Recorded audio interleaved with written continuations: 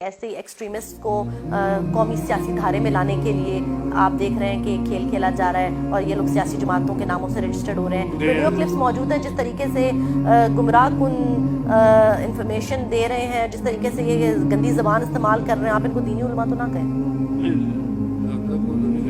نہیں, میں تو خاص طور پہ تحریک لبیک کی بات کر رہی ہوں. اور اگر یہ کل کو پارٹی بن کے آ جاتی ہے اور ان کو ووٹ بھی پڑ رہے ہیں, اتنے زیادہ پیپلز پارٹی کو پیچھے چھوڑے ہیں ووٹوں کے اندر, تو مجھے بتائیے کیا یہ پاکستان کی سیاست کے لیے نیک شگون ہے؟ کیونکہ آپ کے بیانیے سے متفق ہے.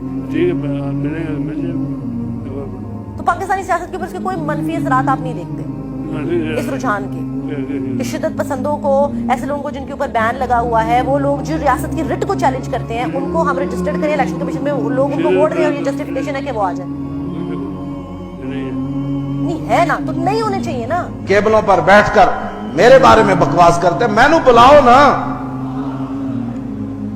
گل تو ہوندی جڑی دو بدو ہے, تسی بک بک تے بیٹھ کے بکتم کیا کہ گفتم کیا, تسی تہاڈی بک بک دے سامنے میرے بلاؤ نا, میں تانوں دساں انسانیت کی باتیں کرنے والوں اور ہماری باتوں کو شدت پسندی سے بات کرنا. ہاں میں نو بلاؤ پترو, ان تے نہیں نہ ہوندا دنیا.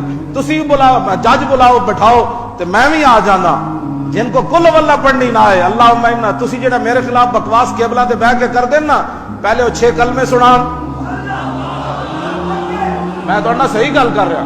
نماز پوری سنان اور دعا نماز جنازہ سنان, ایمان مجمل سنان, ایمان مفصل سنان, دعائے قنوت بھی نال سنان, نکی عید دی نال جناب نیت بھی سنان, وڈی عید دی نیت بھی سنان.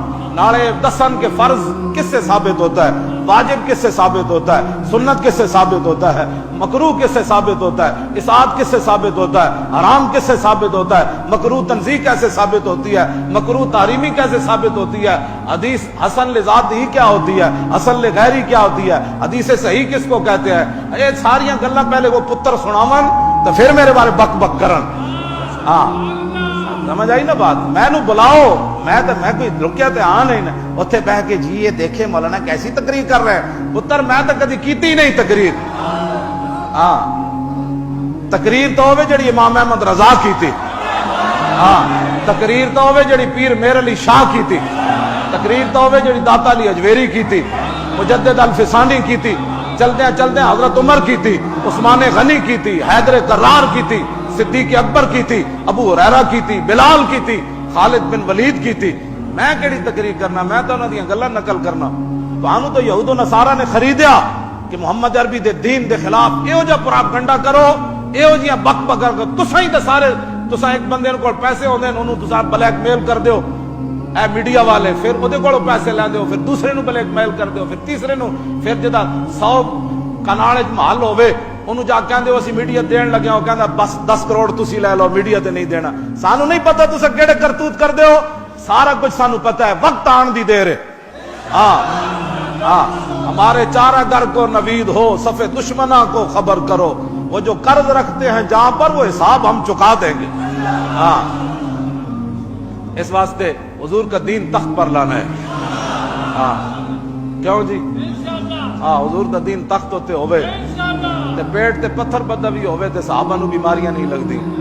ہاں جی راج کے روٹی بھی کتنے جی 7 تے 13 کتنے ہوئے, 20 سال صحابہ کہندے روٹی تے درکنار اسی رج کے کھادی ہوئے, کھجور بھی رج کے نہیں کھادی. غزوہ خیبر دے فتح ہون تک صحابہ کہندے اسی رج کے کھجوراں بھی نہیں کھادیاں.